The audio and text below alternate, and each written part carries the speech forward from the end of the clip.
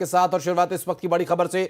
Bijapur Telangana border पर नक्सलियों के खिलाफ ऑपरेशन जारी है। ऑपरेशन कर्रेगुट्टा का आज 10वां दिन है और पहाड़ी रेंज के एक छोर पर जवानों ने कब्जा किया हुआ है। तो राज्य के गृह मंत्री विजय शर्मा ने दो टूक कह दिया, ये ऑपरेशन नहीं रुकने वाला।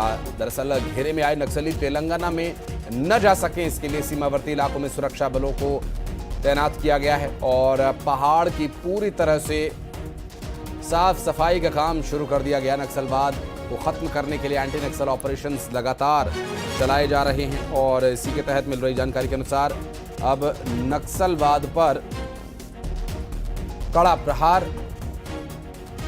पहाड़ी रेंज का जो एक छोर है वो तो जवानों के कब्जे में है ही, साथ ही इस पूरे इलाके को नक्सलवादियों से मुक्त करना सुरक्षा बलों की प्राथमिकता है। बीजापुर तेलंगाना बॉर्डर पर लगातार सुरक्षा बल तैनात हैं। रंजन दास हमारे सहयोगी इस वक्त हमारे साथ जुड़ के बात करेंगे उनसे। रंजन, पहाड़ी इलाके के एक छोर को तो सुरक्षा बलों ने अपने कब्जे में ले लिया है, लेकिन सीमा पार करके वो दूसरे राज्य में ना जाए, इसके लिए क्या कुछ अतिरिक्त प्रयास हो रहे हैं?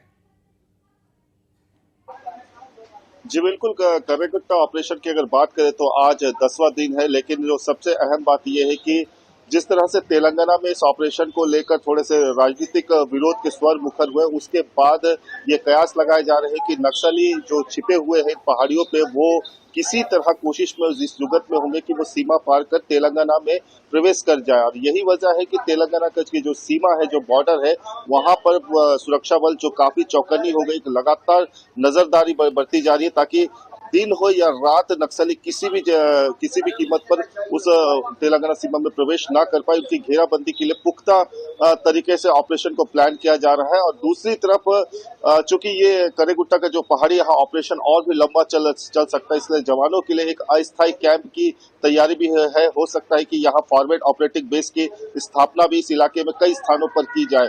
बात करें तो नक्सलियों की, तो यहाँ अभी भी कई टॉप नक्सली और उनके साथ कई लाल लड़ाके भी है। हालांकि पहाड़ी रेंज काफी 280 किलोमीटर का जो रेंज है, उस पर पूरे इलाके में जवानों को पूरी तरह से फैलने में अभी भी वक्त लगेगा, लेकिन ऑपरेशन को रोका नहीं गया है। कल की बात है जब राज्य के गृह मंत्री विजय शर्मा ने भी तेलंगाना में जिस तरह से बातें आ रही थी कि ऑपरेशन को रोका जाना चाहिए, शांति वार्ता की जानी चाहिए, गृह मंत्री की तरफ से बयान आना कि ऑपरेशन जारी रहेगा, नक्सलियों के सामने केवल दो विकल्प, या तो सरेंडर करें या मुठभेड़ में या मारे जाएंगे।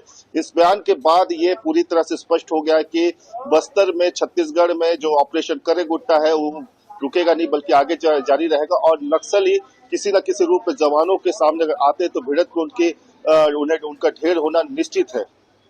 स्वाभाविक है रंजन, चूंकि जिस तरह से एंटी नक्सल ऑपरेशन चलाए जा रहे हैं उसमें अब ये कामयाबी अगर सुरक्षा बलों के हाथ लगती है, ये इलाका पूरी तरह से कब्जे में आता है, तो ये भी एक बहुत बड़ा और अहम पड़ाव होगा। बहुत शुक्रिया आपका इस पूरे मामले पर जानकारी देने के लिए रंजन। बढ़ते हैं आगे, रुक करेंगे कुछ अन्य खबरों का। मुंगेली से खबर, जहां सरपंच